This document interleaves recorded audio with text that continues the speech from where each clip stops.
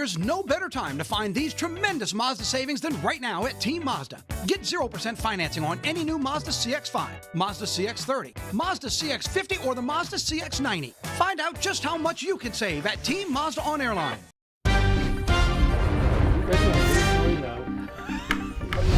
You want me to stop it? No. Well. Why are you weird? Oh.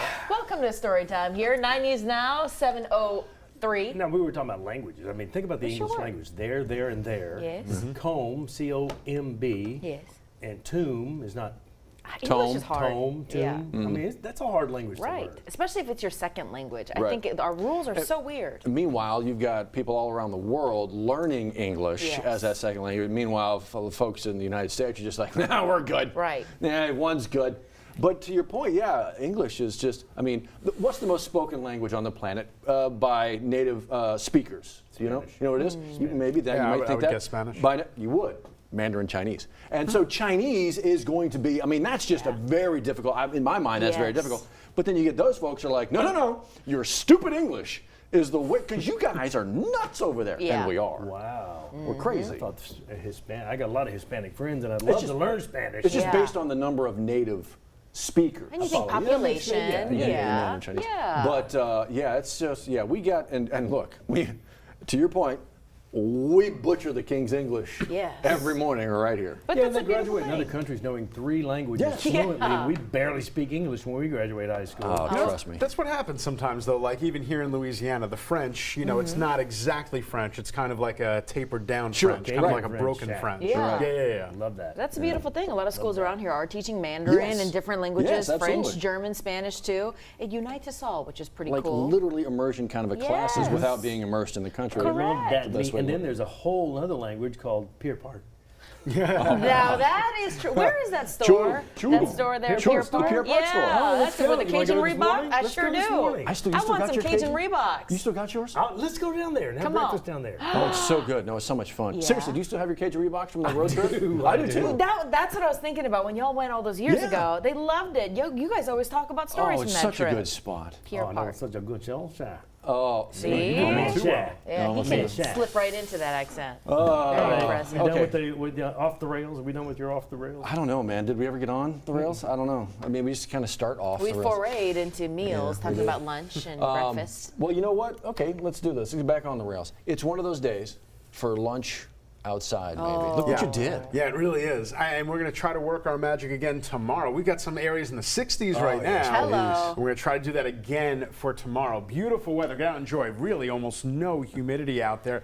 Beautiful sunrise. You are looking live over the downtown area, 71, so it feels the same. Feels like 71. Winds aren't going to help that much, but again, the dew points are down, humidity's down, and yesterday we still made it up to 96, although we want to try to get those temperatures down a little bit closer to 92. That is our average high this time of year. Meanwhile, the one fly in the ointment for today, we do have an air quality alert around EBR and adjacent areas. That's going to be in effect until midnight tonight. The air is slightly unhealthy. Here's actually the reason why. We see smoke coming down, and it drives all the way up north, all the way from the Canadian wildfires, and gets wedged in. High pressure over here with the clockwise circulation, low pressure here with the counterclockwise, and they both kind of work together. They work in conjunction to just bring that river of smoke all the way down here, straight down the nation's midsection, and that's why we might get a little bit of haze out there. Otherwise, no big deal. How long, the million-dollar question, can we keep the dew points this low? Because that's going to make it feeling really good. It's going to make it continue to feel really good. But we see the dew points start to go up towards the beginning of next week,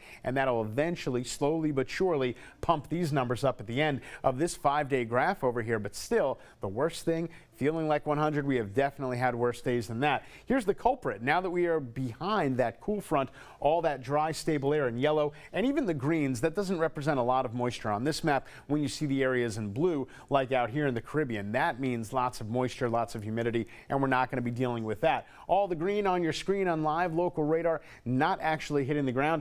Zoom down, we don't see that much more, and we're probably not going to get much more over the next couple of days. In fact, over the next 7, maybe at or or below 1/4 of an inch, and that's going to be all she wrote. Forecast for today, lots of sunshine. Get out and enjoy. 96 actually feels like 96. No heat advisory necessary. Can we get one more cool night? Well, yes, I think we can, dropping those overnight lows to 70. That's how we'll wake up Thursday morning. Friday morning's looking good. Going into the weekend, we've got similar days both on Saturday and Sunday. Very similar temperatures too. Your outdoor plan's good to go. We've got a lot of 96s here in this upcoming 10-day forecast. And even when the rain chances start to creep up a little bit at the end of that 10-day, still looking pretty good. All things considered, a good-looking August forecast. Johnny, how are the roads? Getting a lot better. Let's look at I-12. I-12 still slow coming out of Denham, but I say getting better. What has gotten a lot better is I-10 eastbound coming in from Port Allen.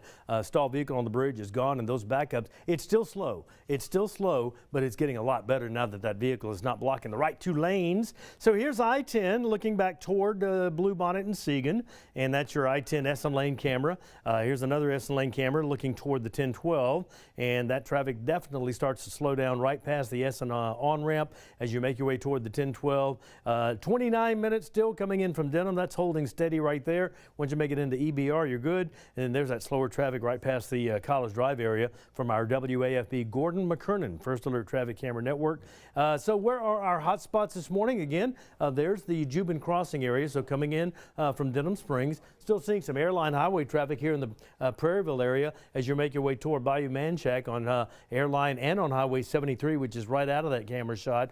And that bridge traffic is still a little slow to get back to normal. LA1 northbound is a little slow as well. And then you see that moderate traffic from around Essen Lane to about the City Park Lakes. And that is not too unusual for these 7:09 in the morning. And that is what time it is. 9 after 7, watching 9 News Now on WAFB Plus. Matt Williams, Liz Coe back after a short break with headlines you may have missed this morning. Stay with us.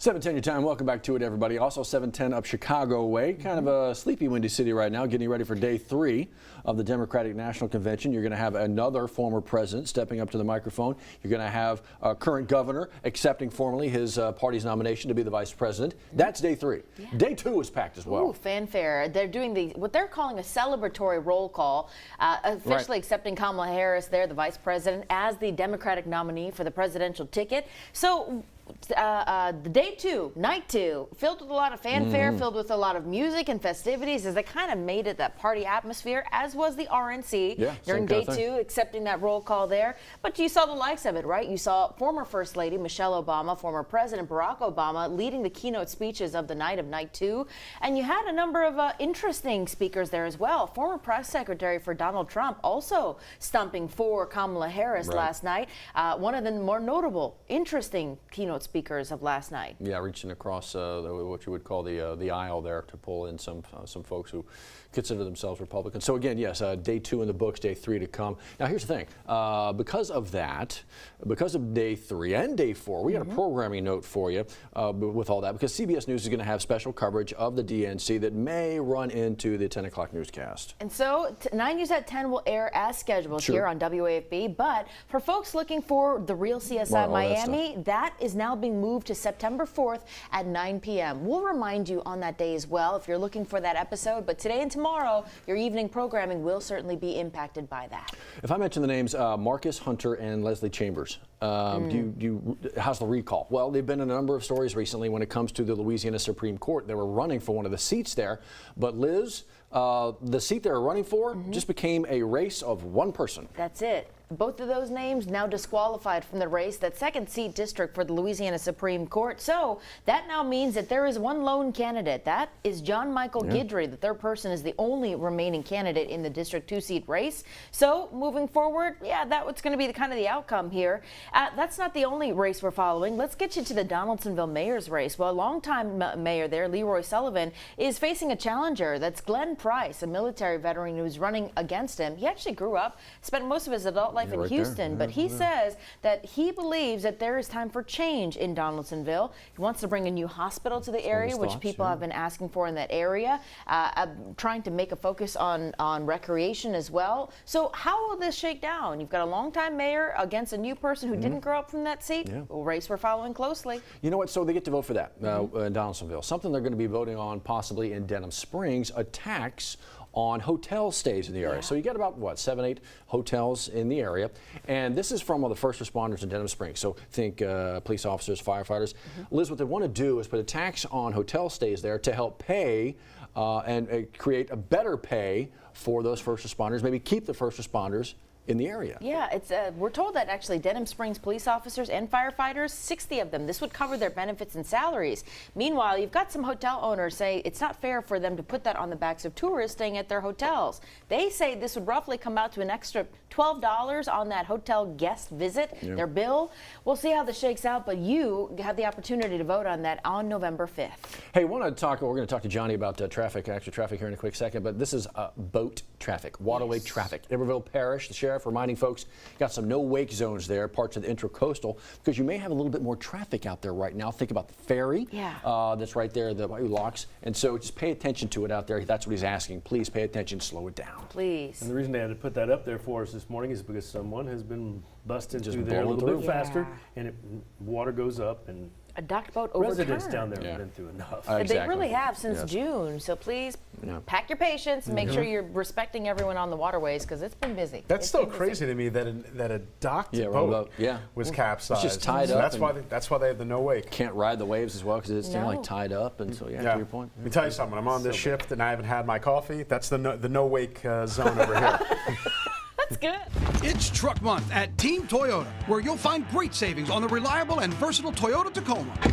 Or get 1.99% financing on the new Toyota Tundra or $3,000 customer cash. Don't miss these tremendous savings during Truck Month happening now at Team Toyota.